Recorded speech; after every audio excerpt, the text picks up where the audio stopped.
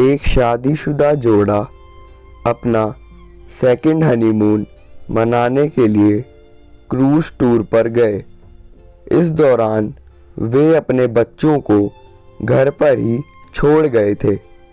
बदनसीबी से खराब और बहुत ही तूफानी मौसम के कारण क्रूज शिप डूबने लगी। सभी लोगों को तरह वे दोनों भी अपनी जान बचाने के लिए लाइफ बोट एरिया की तरफ दौड़े, लेकिन वहां भी सिर्फ एक ही व्यक्ति के लिए जगह बची हुई थी। अपनी पत्नी को डूबती शिप पर छोड़ आदमी लाइफ बोट में बैठ गया। पत्नी उसी डूबती शिप पर खड़ी अपने पति को दूर जाते हुए देख रही थी। वे चिल्लाकर अपने पति से बोली।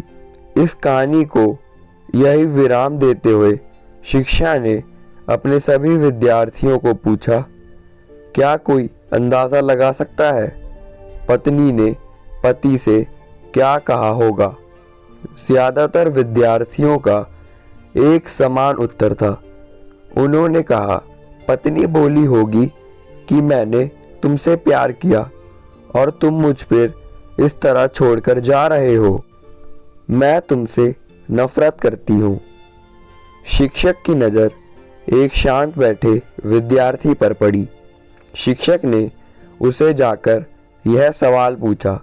विद्यार्थी बोला, मुझे लगता है वह बोली होगी हमारे बच्चों का ध्यान रखना। शिक्षक को आश्चर्य हुआ। उन्होंने विद्यार्थी से पूछा, क्या तुमने यह कहानी पहले ही सुनी है?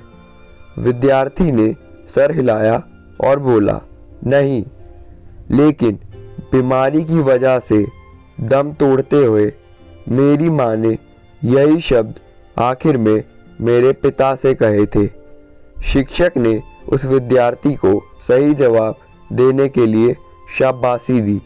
कहानी को आगे बढ़ाते हुए शिक्षक ने कहा, क्रूज शिप डूब गई और साथ में पत्नी भी। पति घर वापस लौट आया और उसने अकेले ही अपने बच्चों को पाल पोस कर बड़ा किया। कई सालों बाद उस पति की भी मौत हो गई। एक दिन उसकी बेटी, जो उसे अपनी माँ की मौत की जिम्मेदार मानती थी, अपने पिता के सामान को साफ करते हुए उसे एक डायरी मिली, जिसे पढ़कर उसे सच्चाई का पता लगा। डायरी में लिखा था, जब उसके माँ बाप उस क्रूज शिप पर गए थे तब उन्हें पहले से ही पता था कि उसकी मम्मी को 3rd स्टेज कैंसर है, इसलिए वो दोनों आखिरी बार एक साथ ज़्यादा से ज़्यादा समय बिता सके, इसलिए दोनों अकेले ही इस क्रूज शिप पर गए थे। जब उसका वह मनहूस समय आया था तब उसके पिता ने उसे अकेले बची लाइफ बोट की जगह में बैठने से मना कर दिया था। उन्होंने डायरी में लिखा भी, वह भी अपनी पत्नी के साथ ही उस डूबती हुई शिप में डूब जाना चाहते थे, लेकिन सिर्फ और सिर्फ उनके बच्चों के लिए। अपनी पत्नी के कसम देने के बाद उनको उसे अकेला छोड़कर उस लाइफ बोट में सवार होना पड़ा। इस डायरी को पढ़ने के बाद बेटी फूट फूट कर रो पड़ी। शिक्षक ने यह कहानी यहीं ख़त्म करी और पूरा एक शांति में डूब गया। यह शांति देख शिक्षक को पता चल गया कि वह इस कहानी के ज़रिए जो सीख अपने विद्यार्थियों तक पहुंचाना चाहती थी वह पहुंच चुकी है।